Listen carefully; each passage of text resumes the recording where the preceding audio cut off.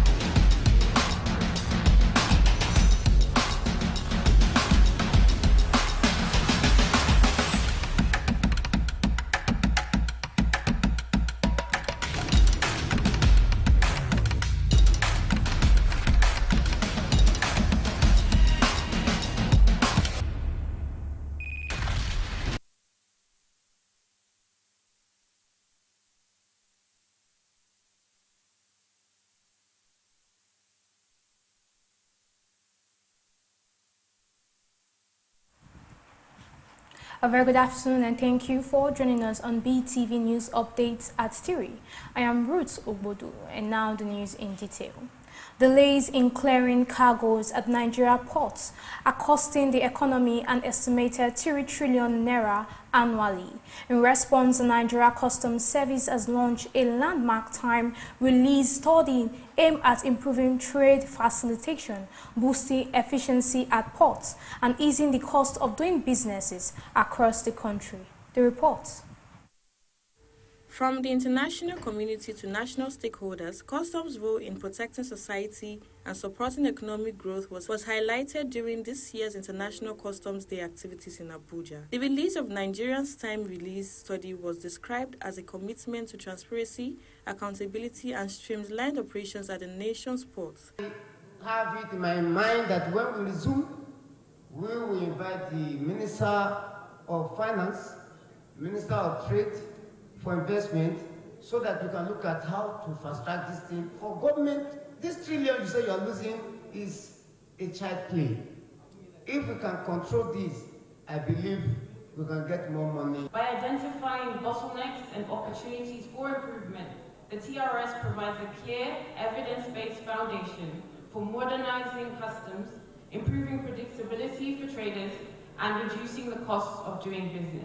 The Controller General of Customs spoke on the theme of the celebration, Customs Protecting Society Through Vigilance and Commitment, stressing that the service goes beyond revenue collection to safeguarding lives and national security. The yearly themes declared by the WCO are not vague aspirations or ceremonial slogans.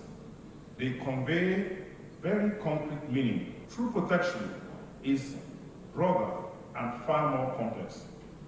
It involves intercepting narcotics, blocking counterfeit medicines that will harm patients, seizing hazardous environmental materials. The Minister of State for Finance also emphasized the critical importance of efficient customs processes in stimulating trade and economic growth. The success of the TRS and indeed customs reform will depend on sustained collaboration among government agencies. Highlights of the event included the presentation of WCO certificates of merit to officers and partners for outstanding service and the unveiling of the study, which revealed, among other findings, that it currently takes an average of 44 minutes to clear single goods. Custom authorities said the study will serve as a roadmap for improving operational efficiency, reducing cargo delays, and lowering the cost of doing business in Nigeria.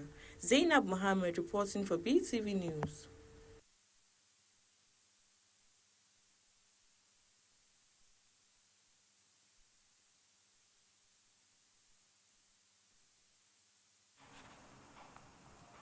Nigeria's universities are being challenged to look beyond government funding and tap into one of their most powerful yet underutilized resources, their alumni networks. The Federal Ministry of Education, in partnership with the Nigeria Higher Education Foundation and the African Finance Corporation, has launched the National University Advancement Program to help universities achieve financial sustainability and enhance global competitiveness. The report.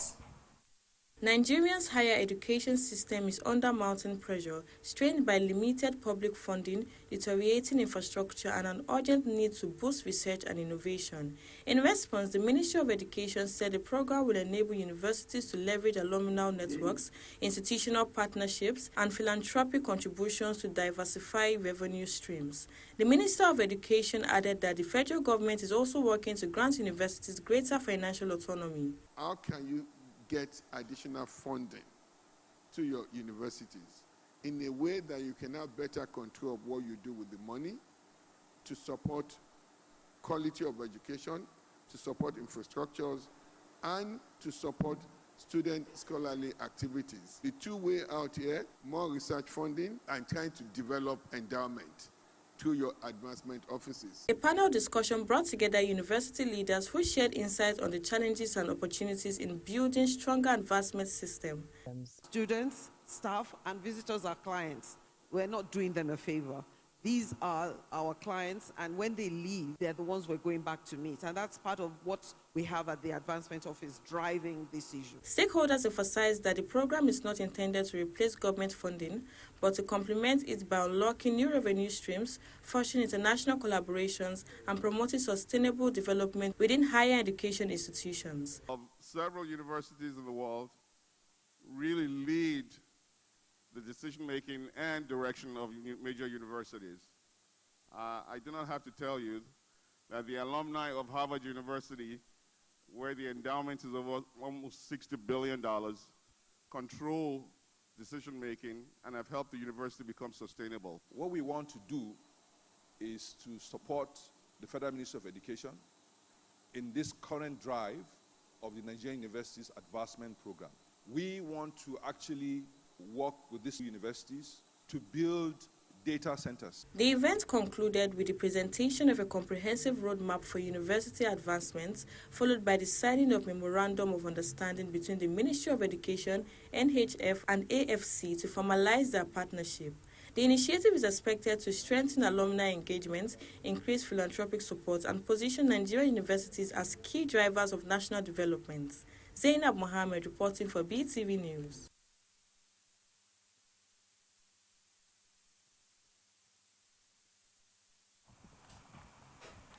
Daizani Maduke, Nigeria's former Minister of Petroleum Resources and the first female president of OPEC, is facing 5 counts of accepting bribes and 1 count of conspiracy to commit bribery related to her time in office between 2010 and 2015. Lawyers say the London trial may not begin until tomorrow as the prosecution and defense teams work to finalize agreement on key evidence and complete juror selection. The case is closely watched internationally due to Maduke's high-profile status and the serious nature of the allegations. 2 other defendants are also being prosecuted on bribery charges connected to the same allegations. Legal experts say the proceedings underscore ongoing efforts to hold former public officials accountable for corruption.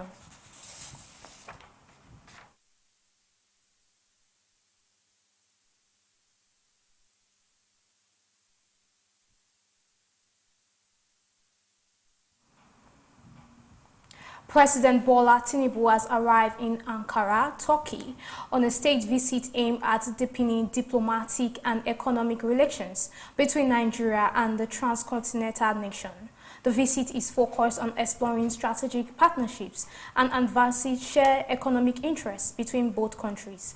President Bola Tinubu landed at Ankara's Ezboga Airport at 9:05 p.m. local time, where it was received by the Turkish government delegation led by Minister of National Education. During the trip, he is scheduled to hold high-level talks with Turkish President Recep Tayyip Erdogan to discuss avenues of cooperation in trade, investment, and bilateral relations. During this engagement, both leaders are expected to explore initiatives that enhance economic collaboration, strengthen cultural ties, and promote mutual interests across key sectors.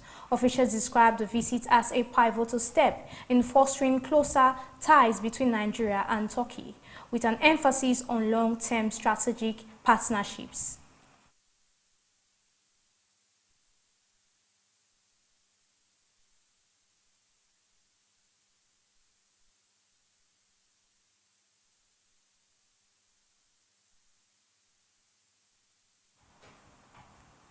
Atiku Abubakar, son of former Vice President Atiku Abubakar, has officially registered as a member of the All Progressive Congress at the world level in the states, signaling a notable political alignment ahead of the 2027 general elections. Following his registration, he and a large contingent of his supporters paid a costly visit to the party's state leadership, pledging their unwavering loyalty and support to the administration of President Bola Tinubu.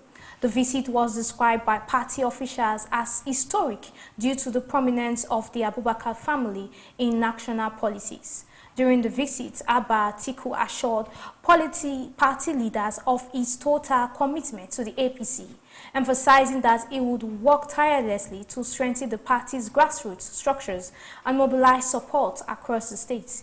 He also highlighted his dedication to ensuring the party's success in future elections, particularly in securing the re-election of President Tinubu, noting that unity and collaboration will be critical for the party's continued dominance on the national stage.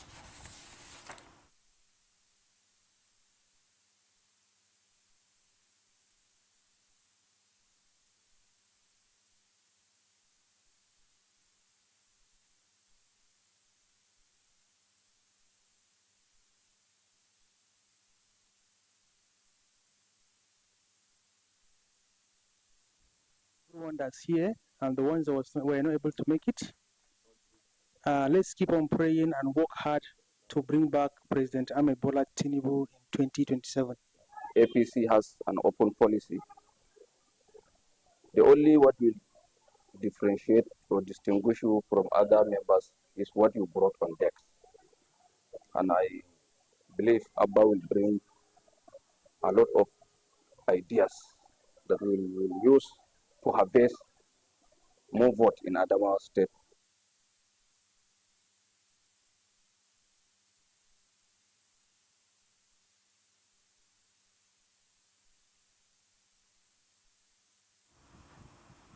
Kaduna State Governor Uba Sani has promised to completely revive the long-neglected water sector, addressing decades of decay infrastructure. He made the remarks while receiving officials of the National Water Resources Institute, noting that his administration is investing up to 100 billion naira to ensure universal access to clean and reliable water by 2026.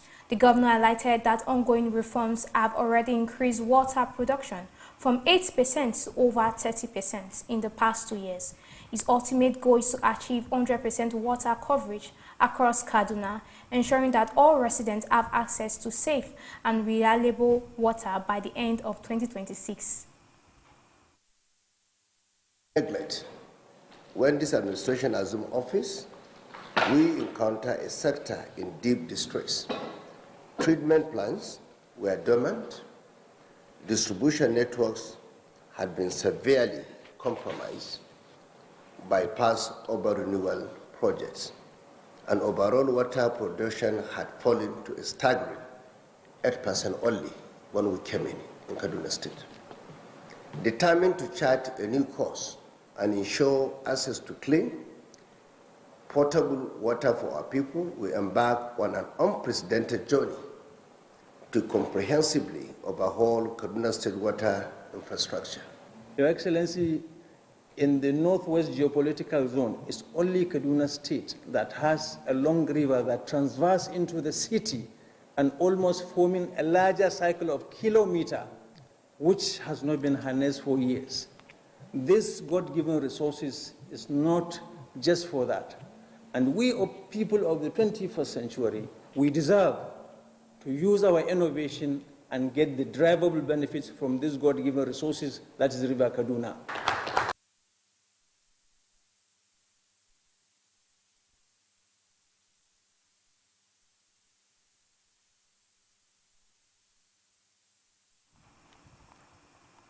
The All Progressive Congress in Osun State said the party daily defection of members from the People's Democratic Party into its fold signals a likely victory in the August 8, 2026 governorship election.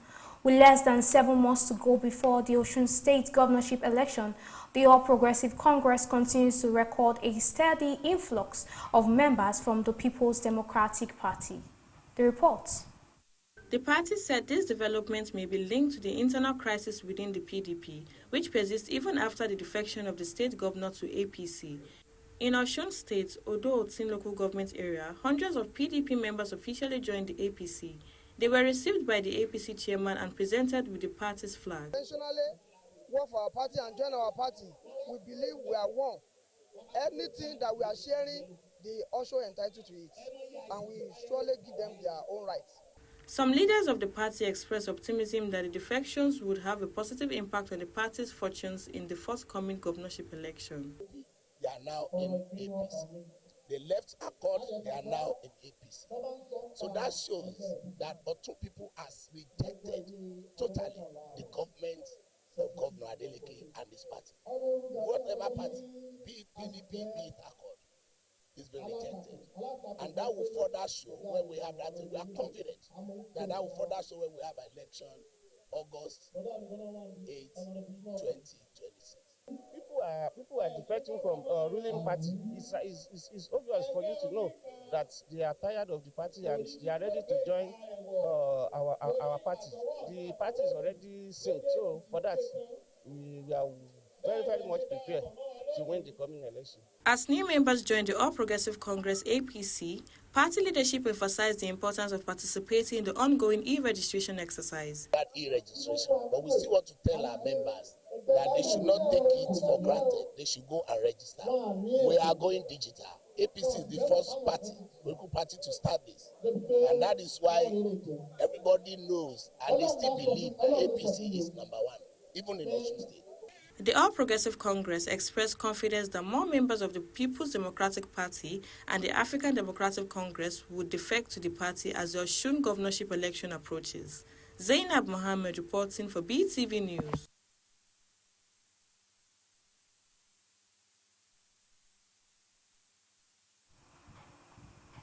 And now to the business news.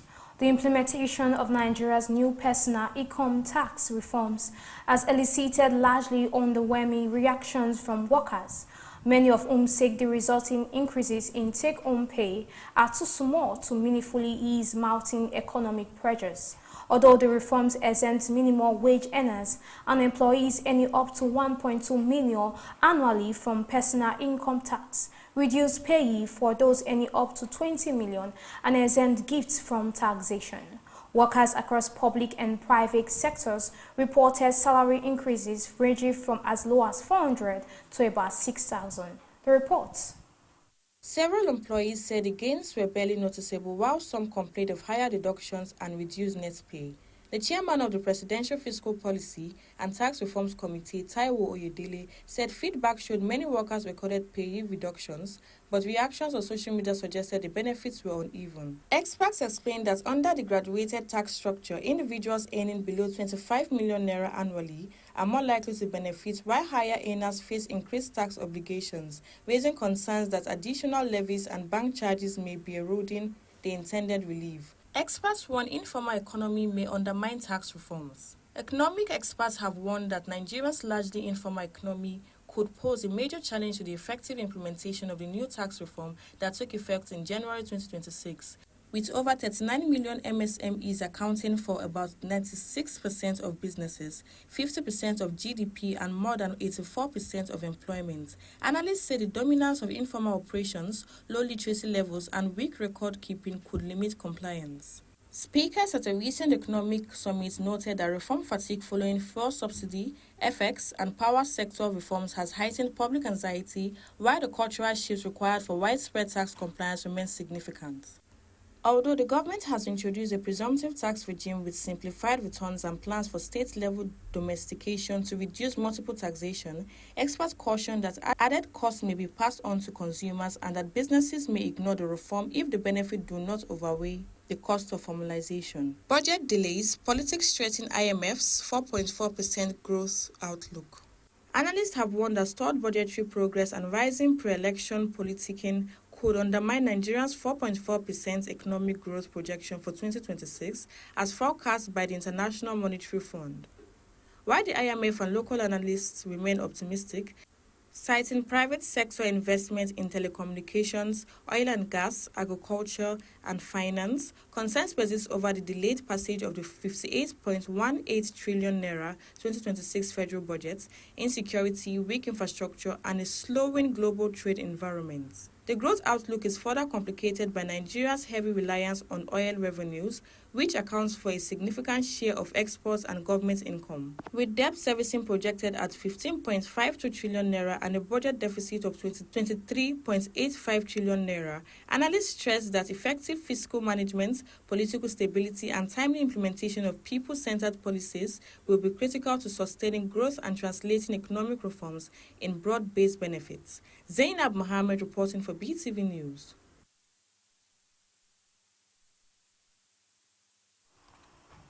And now to the entertainment news. Nollywood actor Gideon Okeke has criticized the Nigerian entertainment industry for what he described as the continued neglect of the film sector, despite the global success and recognition enjoyed by Afrobeat stars. In a video shared on his Instagram page, Okeke questioned why musicians are widely celebrated, while actors, filmmakers, and producers rarely receive similar acknowledgments or endorsements. The report.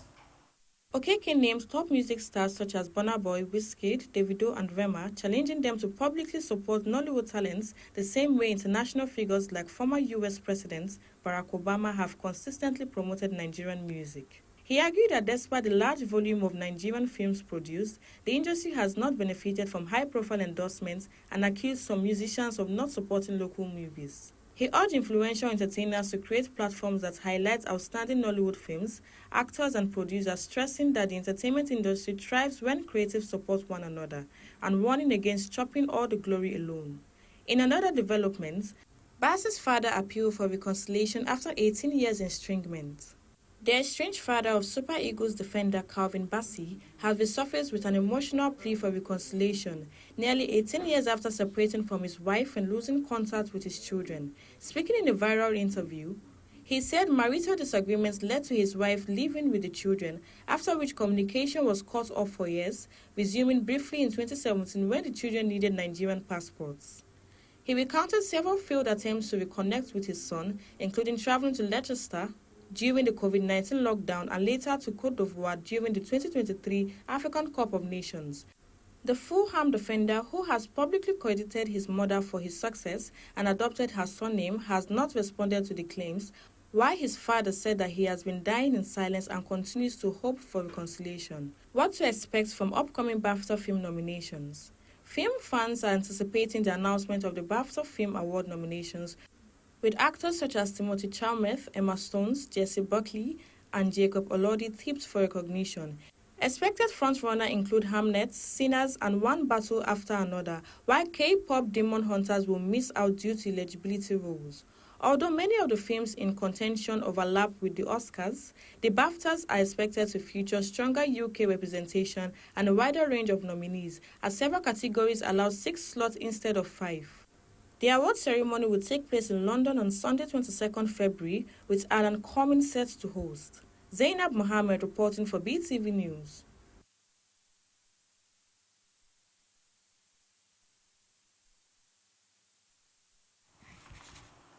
And now to sports.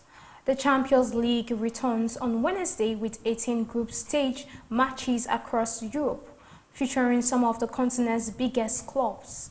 Manchester City will host Galatasaray at the Etihad Stadium, while Napoli take on Chelsea in another key fixture.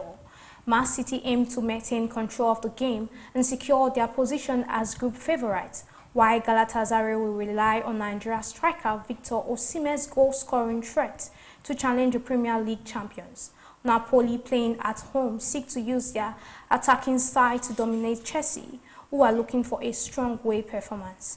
Other notable features include Ajax versus Olympiacos, Arsenal versus Kariat Almaty, Barcelona versus FC Copenhagen, Borussia Dortmund versus Inter Milan, Paris Saint-Germain versus Newcastle, and Bayern Munich versus PSV Eindhoven.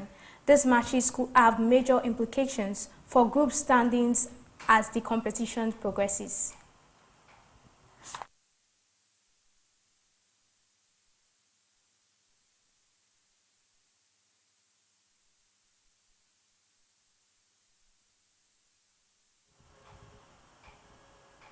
And that's the end of our news updates. Thank you for joining, and stay tuned at 6 for our major news updates. I am Ruth Ogbodu. Goodbye for now.